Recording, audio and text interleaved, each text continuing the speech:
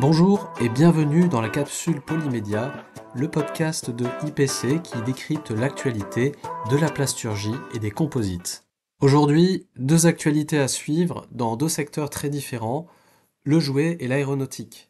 D'un côté, Smoby investit massivement dans son usine jurassienne pour répondre à la demande de Made in France et aux enjeux environnementaux croissants de la filière jouet.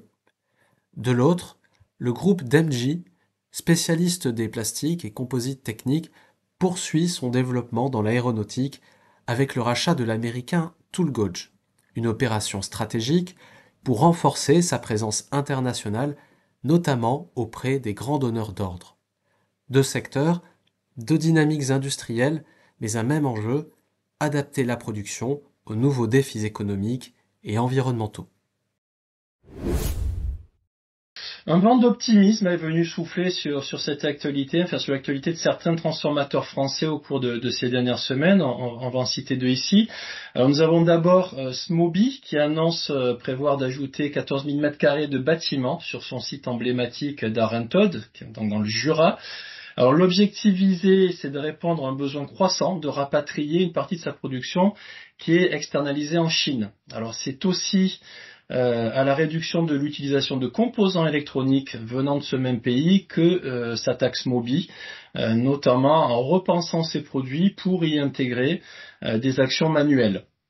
Alors un chiffre à titre d'illustration de cette stratégie industrielle, désormais 10% seulement de son chiffre d'affaires est réalisé avec des produits fabriqués en Chine contre 65% en 2008.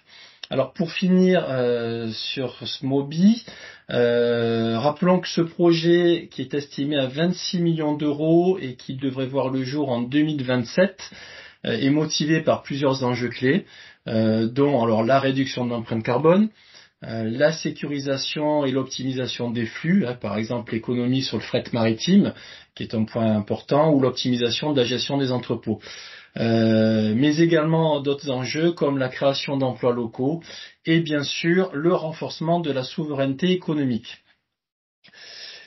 Alors cette actualité, c'est aussi Demji Group, dont le siège est situé dans l'Eure, qui après l'acquisition, c'est en 2023 de la société EIS Aircraft en Allemagne, spécialiste des composants plastiques et composites pour l'intérieur des cabines d'avion et également fournisseur majeur d'Airbus.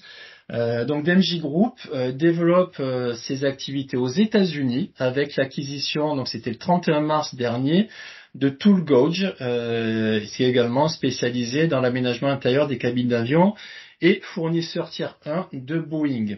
Alors la presse annonce que cette acquisition, qui donne par ailleurs naissance à Demji Pacific, cette acquisition renforce la position du groupe en tant que fournisseur de rang 1 de Boeing et Airbus et de rang 2 de tous les équipementiers aéronautiques.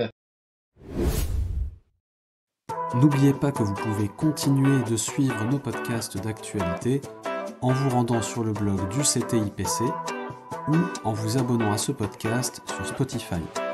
Nous vous disons à la semaine prochaine pour un nouvel épisode.